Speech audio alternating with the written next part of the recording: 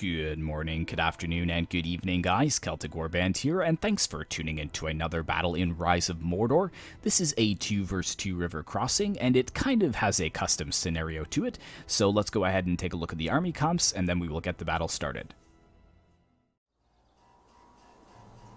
The first enemy army on the battlefield today is Gondor, commanded by myself, and I've brought some nice heavily armored Gondorian warriors to the battlefield.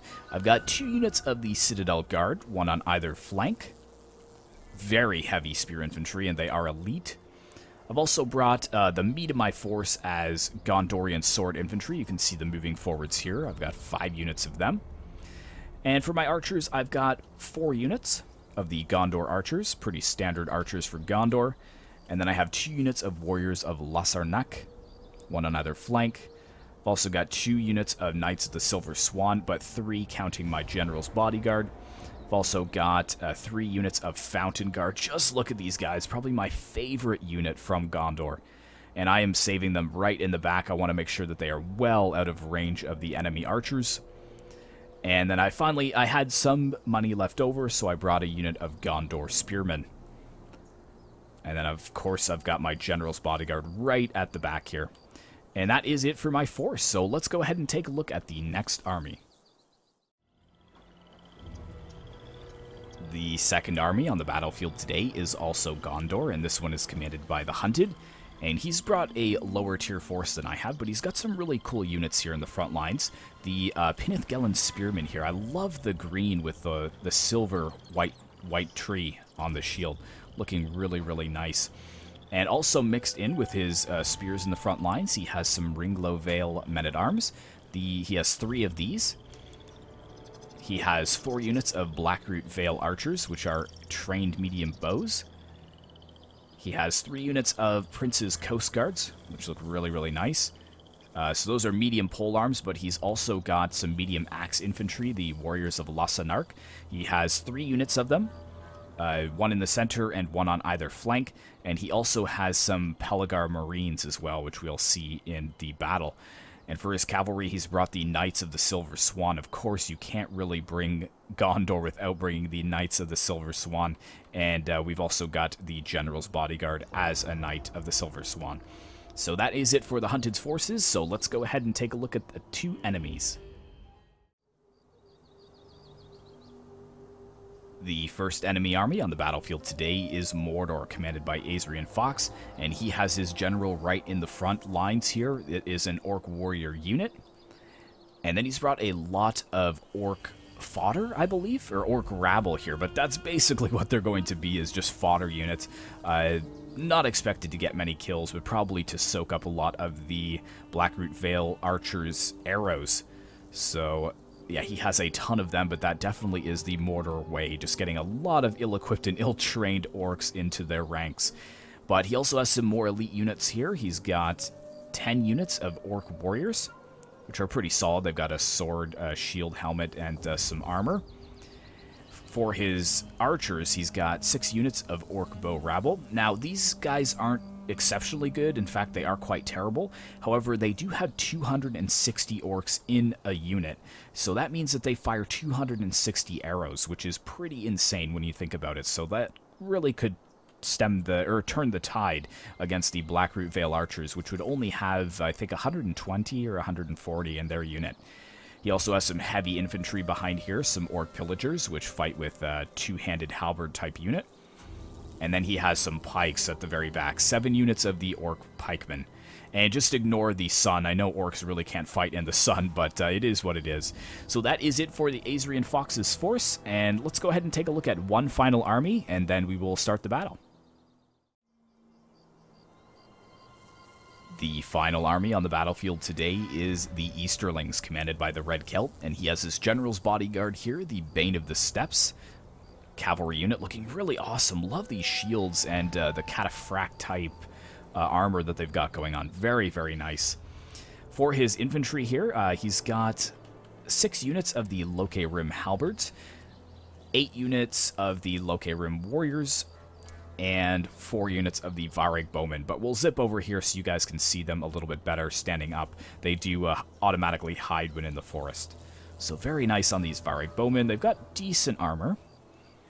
And of course the Loke Rim warriors, a very standard runic infantry. He also has 3 units of Varag warriors, and these guys look awesome. Again, lightly armored like the Varag units are, but they've got this really ornate two-handed axe, which is nice to see. And we've also got the Loke Rim halberds here as well, who are in their formation. But look at the ornate halberds here. Just shining. It's almost like they've got inlaid gold on the hilts. Very, very nice. And last but not least, he has 2 more units of Bane of the Steppes, which is heavy spear cavalry. Looking really, really solid. And that rounds out the Easterling's force. So without further ado, let's get to this battle.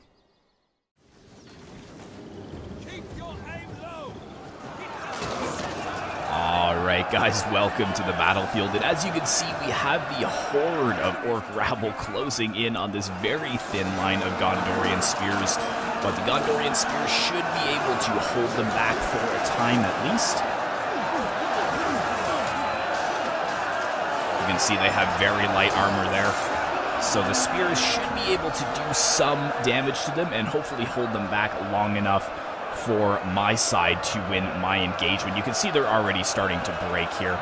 But yeah, so basically the scenario is that Mordor was moving forwards to attack this army here. It's a much more militia type army, and it doesn't have too many experienced and heavily armored units in it, and they were expecting the Gondorian forces to be here earlier, but unfortunately Mordor and the Easterling army got here first, and now the Easterling army is going to close off this river crossing gap here and delay the more professional Gondorian army from aiding their allies and hopefully saving them in the process, because Mordor is very, very numerous, much more numerous than the Hunted's forces are. But you can see that the orc rabble is already starting to break. We didn't expect them really to do too much, but luckily the Ringlow Vale men-at-arms and the Pinnith Gellan spearmen didn't really take too much damage in there in that first wave. But now we have the orc warriors coming in, and this is going to be a little bit more of a problem for the Hunted, because the orc warriors do have better stats. They are trained, and they should be able to just tear through the spear line with relative ease. You can see we've got more of the orc rabble that had broken charging back in. Let's actually go ahead and zoom into this fight here. And you can see the orc warriors pushing to the front of the line. Oh, nice. The Gondorian spearmen getting a few kills there.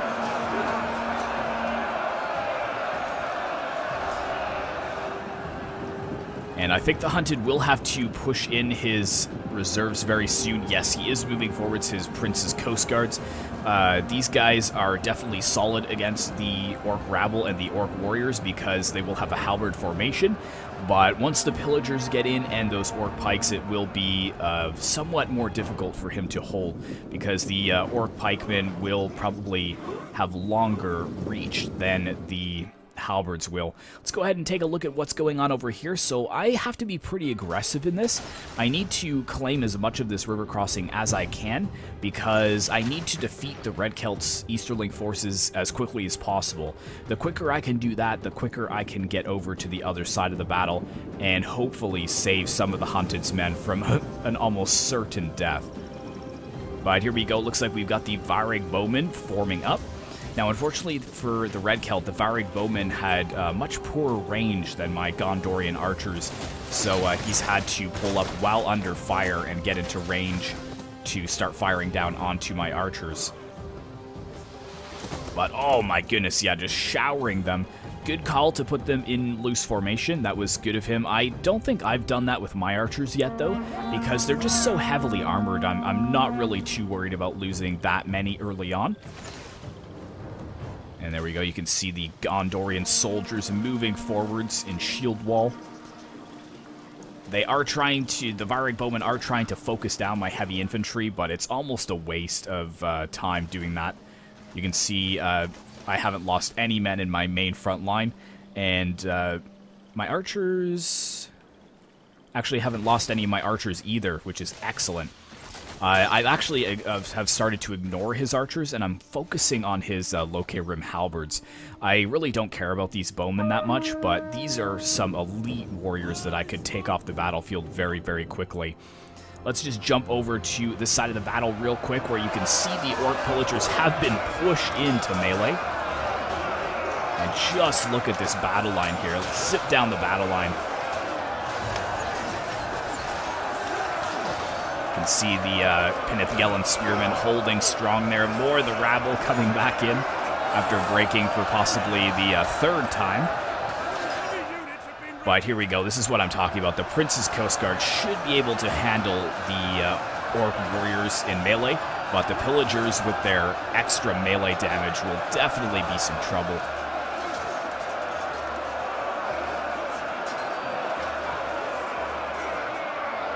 But most of the forces are committed at this point.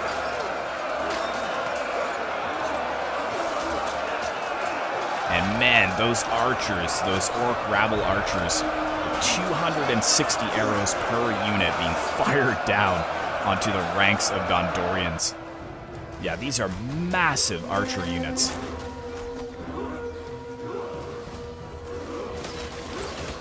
Look at that volley in the right-hand corner there. Absolutely disgusting. My goodness. All right, looks like I just came over in time. We've got the Loke Rim warriors moving into melee. Let's actually go ahead and jump into their point of view.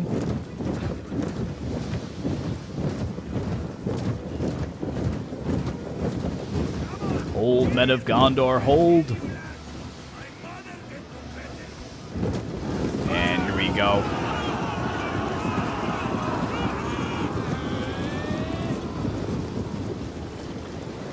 Battle lines have formed.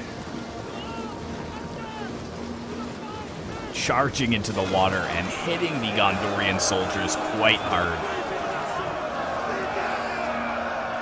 And there we go. I'm pushing in my spears. You can see I've brought up my Gondor spearmen and I'm pushing them in the center. And I've also got my Citadel Guard on the flanks as well. I'm really investing a lot of my forces to the flanks. In the center, I mean, I'm holding in the very center, but I've only got the one unit of Gondor sword infantry on either side of that. But I really want to win on these flanks. I'm really invested on the flanks, basically. Because once I can get my Swan Knights around, that's when I'll be able to break this formation and get over to the other side of the battlefield as quickly as possible.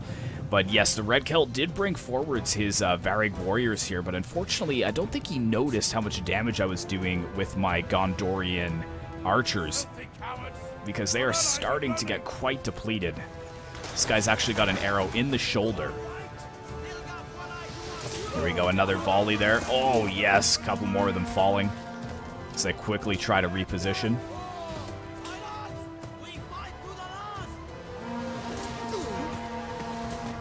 Again, these guys aren't too heavily armored. If we take a look at their stats here, I think their armor is actually quite low. They've got 0 missile block, which is a huge problem. Armor's only 29, and yeah, there we go. Red Celt realizing what's going on, but it is too late. You can see the line of dead soldiers, and keep in mind that these guys are shaken, and they have gotten 0 kills. So that is definitely something that favors my side of the battle. And I've pushed in my warriors of Lasarnak in the flanks, and I'm pushing my Fountain Guard in the center. And there we go, really supporting my soldiers well. They're going to start pushing back the runic soldiers.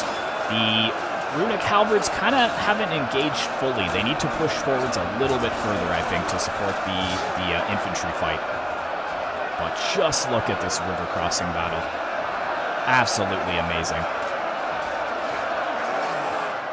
Let's zip over to the other side here, where I believe the Hunted is struggling to hang on. His Prince's Coast Guards, though, are holding, which is nice, but we've got some Orc Pikes coming into the mix now. And I think all of the Gondorian reserves have been pushed into the front line. And over here is quite a problem for the Hunted. He's only got this one unit of Prince's Coast Guards holding against the Orc Warriors and the Orc Pikemen right behind it.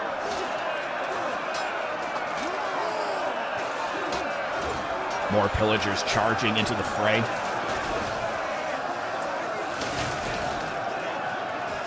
And someone did comment saying that it might be nice if I got rid of the arrow trail, so let me know what you guys think. I personally just like to see where they're shooting from or shooting at, so that I can make sure to get over there and get some good cinematic shots. But if you think it ruins the immersion, I can definitely look at getting rid of the arrow trails.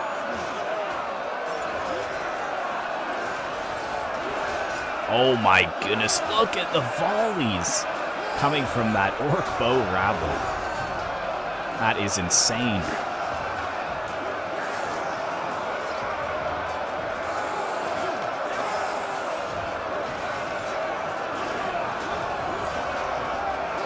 Wow. How many kills have they gotten so far? 141, 129, 107. Yes, they definitely are a solid choice.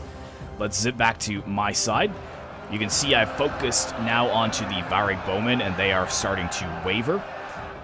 Luckily, Red Celt has kept his general far enough away, and he's also got another unit of Loke Rim warriors on the flank. But I'm starting to not look so hot in the center here. I think it's because my Fountain Guard should have been pushed forwards a little bit further.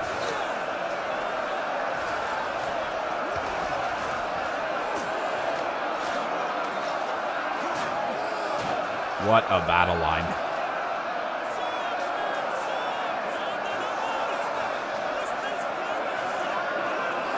And yeah, there goes the bows. I think he's going to just try and charge them into melee, but it's really not going to work out. And this is the flank where it all matters over here. You can see that he has his cavalry closer to this flank, so I'm really thinking about trying to get around this flank here. You can see that my units are starting to outflank the unit of Loke Rim warriors here. He does have a unit of halberds that has rallied and is being pushed back into melee. But if I get my cav and sneak past here, I should be able to rear charge his lines and do an incredible amount of damage. And it looks like he is going to have to move his Varag warriors into the mix as well. I think he realizes that this flank is quite weak. He's having trouble holding it back, especially with my warriors of Lasarnak in there.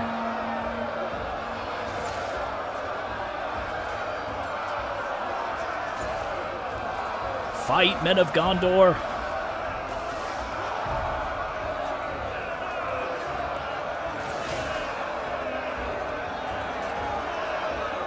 Yeah, you can see my warriors of Lasarnak starting to flank around here. Oh my goodness, one of them being thrown to the ground. Here we go, we've got a 1v1. Oh, never mind. He was taken out by the side. Oh, and that other guy got up. Nice, nice. Very, very good. And here we go. This is exactly what I was talking about. So I'm activating my cavalry to get around this flank here. And we've got these poor Varag warriors that are trying to come to support this flank.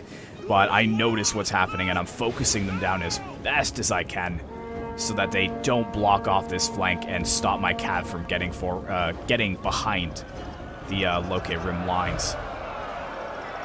Here we go, all charging in here. I think that's the last I'll be able to do with my Gondor archers, because they'll all be obstructed now. If we zip over here real quick, you can see that the Hunted is desperately holding. He's got his general in the mix now, but more and more orc warriors here and the orc pikes are just pushing into melee, and plus all of those archers just absolutely demolishing the lines of Prince's Coast Guards. But I really want to focus on what's going on over here. Yeah, just in time to show you guys that I got right around and smoked this flank, just shattered this left flank, and now I'm able to get my second units of Knights of the Silver Swan over. And at this point, the Red Celt has realized it, but unfortunately, the Vein of the Steppes is much farther away than it needs to be. It should have been very close.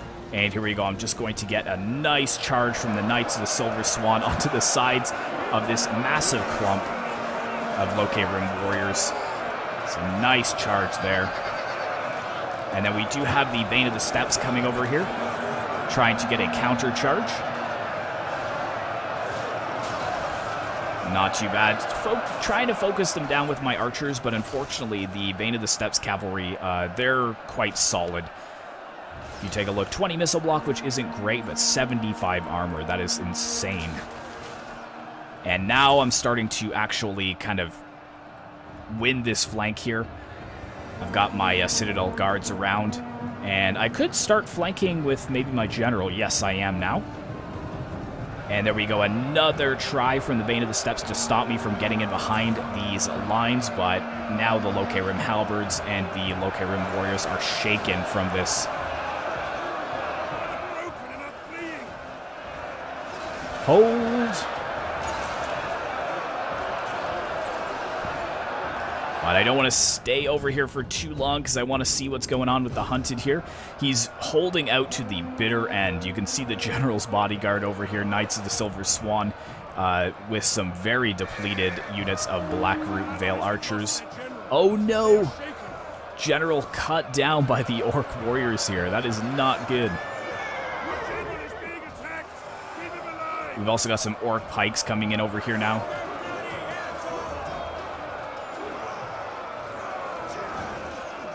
See this guy. Oh, never mind. Looks like he is going to escape there. But is that it for the Hunted's forces?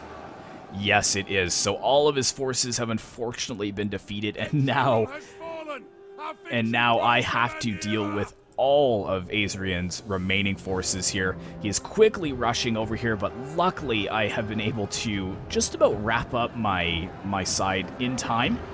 My general is engaged with the Bane of the Steppes here, though, along with another unit of Knights of the Silver Swan. Let's actually zoom into this battle here. You can clearly see which is really nice. The blazing blue of the Silver Swans versus the dark and heavily armored Bane of the Steppes. I love how they still have the classic runic shoulder armor as well, though.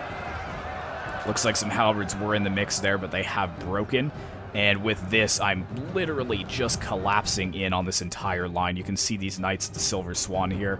I'm going to pull them out of melee and get a nice charge onto the backs of these Easterlings. I've also got my Fountain Guard in behind, some Gondor swordsmen. Let's actually zoom into that battle. You can clearly see that those poor units are surrounded, although a warrior of Lasarnak has been thrown to the ground there. But here we go. This is what I wanted to see. The Swan Knights charging right into that right flank. The Red Celt really did well of controlling that right flank. I think the battle would have gone very differently if he had just done one thing different. He held on this right flank very, very well. If he had had his cavalry over here on the left flank, he may have been able to hold his lines long enough for Azrian to come and support him. But alas, that's what I love about Total War battles. It could be one small thing that could change the course of the entire battle. One mistake or one decision to position a certain troop on one side of the battle, and that's really all it took. And now Rhun is just crumbling at this point. And since their general had been killed, the rest of their forces have broken. And what I'm going to quickly do is try and get after these remaining orcs on the battlefield, especially this orc bow rabble, which I have seen how many kills they have racked up. And it is just absolutely insane. Here we go. We've got a unit of orc pillagers that are trying to escape the Knights of the Silver Swan, and unfortunately the Knights of the Silver Swan, they're soaking up so much damage right now. Look at this. Just epic slaughter, but finally I'm able to get in there and get a nice charge on this unit of orc rabble, or orc bow rabble. But at what cost? We also have a unit of orc pikemen that have been pushed into the mix. Here we go. This is going to be awesome. Will they withstand the Knights of the Silver Swan? No, surprisingly, didn't get any kills there. So these orc pikemen, they might need to be turned... Their stats might need to be tweaked a little bit because they were definitely in a pike wall formation. And I did disengage there because I saw that they were in a pike wall formation. My goodness. But the pikes didn't get any kills, so that's why I decided to turn around and go back into them. But yeah, huge fire from those archers. But I think I set my general in over there to silence them. We've got a very depleted unit of orc warriors in the mix as well. Quickly trying to push up these orc pikemen.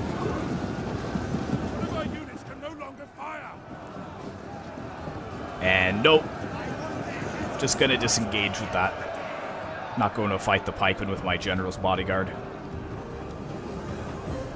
And there we go, another huge charge just running down these orcs.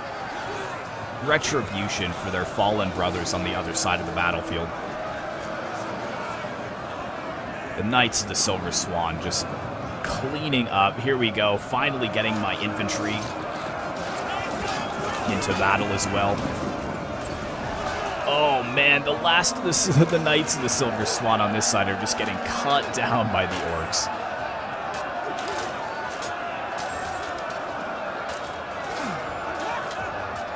A very, very valiant effort from Mordor. And there we go, I think they have broken.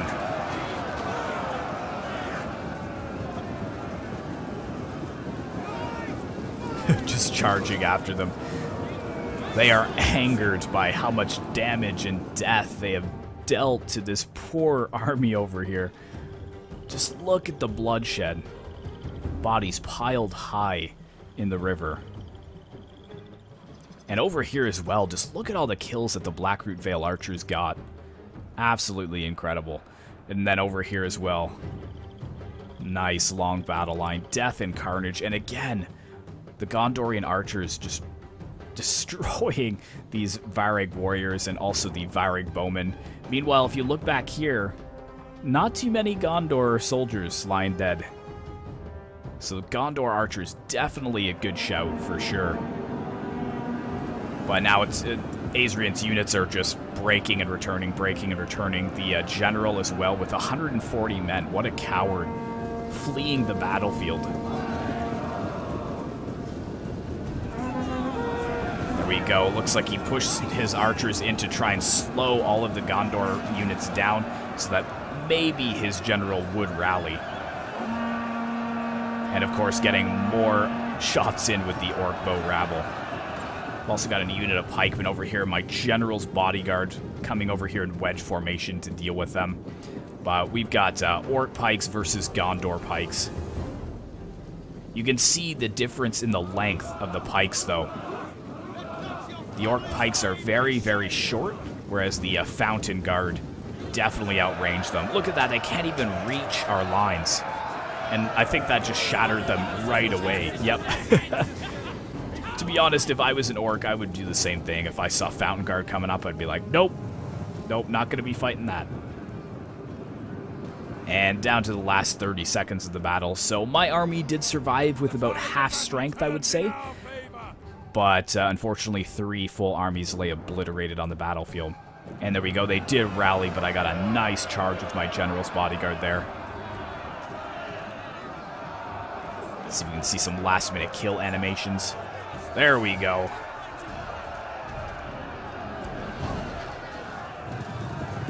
And that is it. So a Pyrrhic victory for Gondor, but at what price? Let's go ahead and take a look at the results here. So for my side, again, you can see the difference in the size of the armies, but Mordor kind of has to be this way. And we discussed after the battle that maybe bringing the orc rabble wasn't really such a good idea. If he had more pike and pillager units, it would have been better, I think.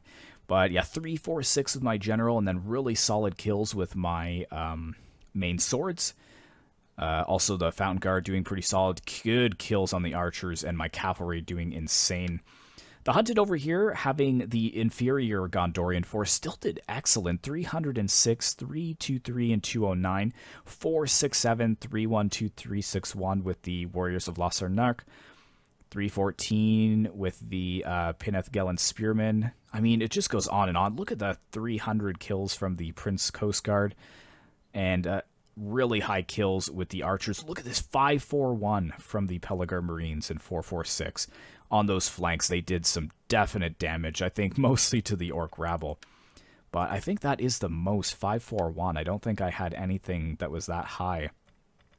Oh, 505. So yeah, 541 is the highest one so far. So looking at Azrian's force, yeah, the Orc rabble was mainly cinematic. The Orc warriors didn't do too bad. Some of them, most of them getting actually 80 kills or more. And the pillagers doing solid 130, 200, 150, 155, 174. The pikes surprisingly not as good, but look at the kills on this Orc bow rabble. That is some pretty solid kills. And then, of course, looking at the Red Kilt's forces, yeah, those Varric bowmen really didn't do too well. The Varric warriors just focused down before they could even get into melee. The Loke Rim warriors did pretty good. 184 and 133 was pretty solid, and it was kind of mixed. They should have got more kills, the Loke Rim warriors, you know, most of them getting in the 40s. But that is it for today's Rise of Mordor battle, guys, so hopefully you did enjoy. Be sure to like, comment, and subscribe if you'd like to see more content like this in the future, and I will see you in the next one.